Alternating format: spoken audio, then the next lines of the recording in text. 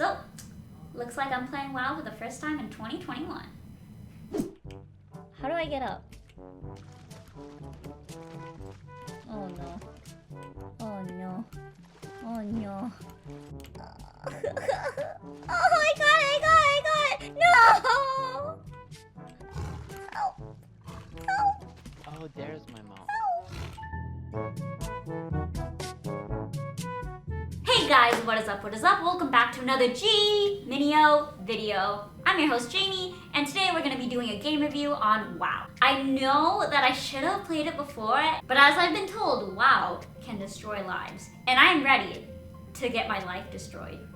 I got to play WoW for the first time for this game review, and let's just say that it was very interesting. Let's go! Oh, this is fun! Die. Goodbye! Is this easy mode? So let's talk about graphics first. So graphic-wise, this game is comparably very good for how big it is and what type of style it is. For a MMORPG game, it is very good for what it is.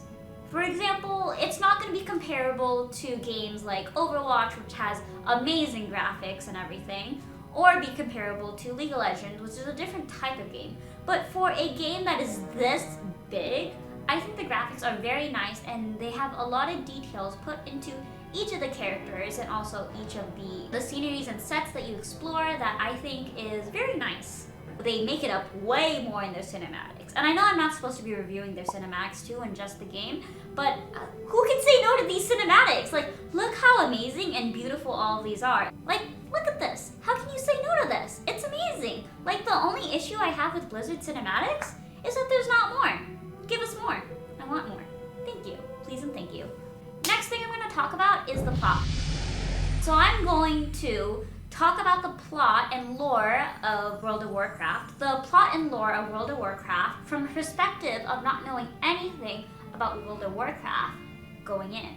So let's say I was a player that randomly wanted to play World of Warcraft because my friends are like, hey, let's play. And I'm like, sure, why not? So I get the game, I open it, I download it, and I do the tutorial. I honestly wouldn't know what to do anything with the lore if I wasn't told. I'd be like, oh, okay, I'm choosing a character I like. I'm either gonna be Horde or Alliance. I don't know what that means. I'm gonna go with the character that I like, I guess. And then you're gonna go in, and then you're gonna probably be like, oh, I'm on a ship.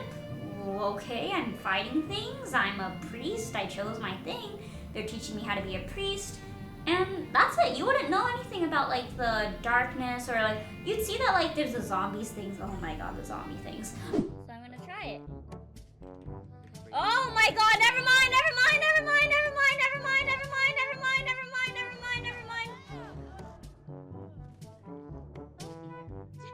But you'd see it and you'd just be like, oh, I'm playing a game. You wouldn't know that there's this huge immersive amount of lore put into World of Warcraft. The next thing I want to talk about is how user-friendly it is. So as someone who only plays PC games such as League of Legends and Overwatch and Valorant, World of Warcraft was a pain. Like, I was not having fun the first few minutes because it was just so difficult for me to understand the controls. So, because of my League of Legends background, I'm used to just clicking everything. So I was just clicking everything and mashing buttons. So like, for example, I had my basic attack spell on 1, and whenever I would just mash it, I wouldn't like even know that this was like, I had to wait for it to go around. I just keep mashing it and keep clicking on things. But in WoW, you just have to click on it once, and then it stays on that target until you click another target to switch to. And it was very hard for me to get used to that. Also, I only play PC, so I was not used to using the mouse as a way to control the view. So I know on a console, usually on this side, you use that to get the views and everything, like to change the angle of perspective that you're looking at, and this side you use for movement. So that's exactly what WoW is, but on the PC. So for the mouse, it is the mouse using to look perspective, and then this side you'd be using WASD to move around. Show me what you can do. I'm kicking, oh wait, no, it's this one. 1, right? Ah! Mouse button weird. Mouse button weird. Okay. I don't like this. I don't like this. Okay, I just need to not touch the mouse, honestly.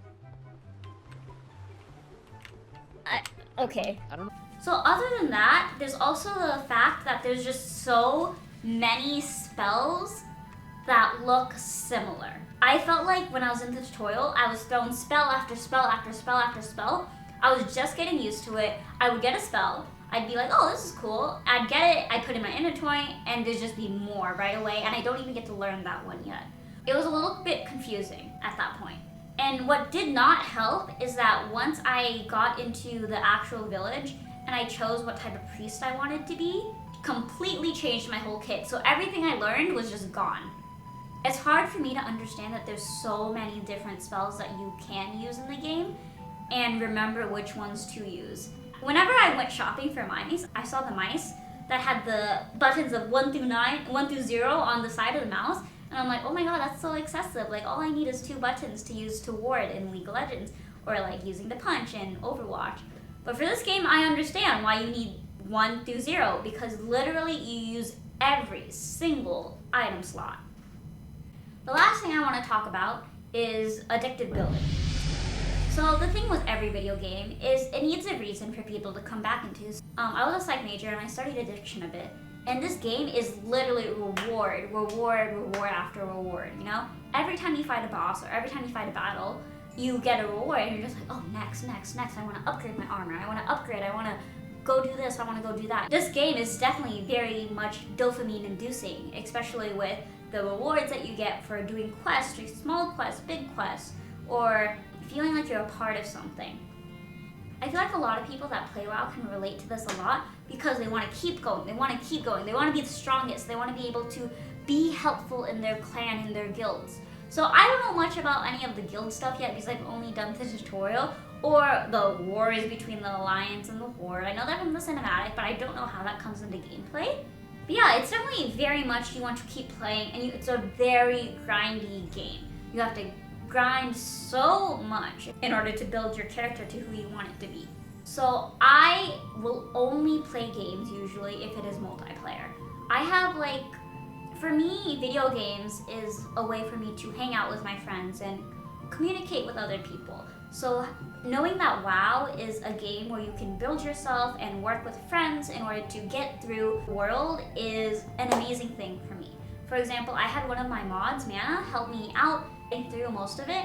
They wouldn't tell me how to play the game or what I need to do. They would just help me out in case I needed to or make things a little bit easier. But I feel like if Mana wasn't there for me, I would not have continued playing this game. I'm so excited to start the guild. I know G-Mineo has started a guild on WoW, and I'm very excited to get into the guild and start playing around. Doing quests with the guild members and just learning more about the world and exploring. I feel like people that play WoW can feel like they're a part of something, and that's why it's so addictive. But with all that being said, I'm your host Jamie, and remember, game it till you make it. Bye guys!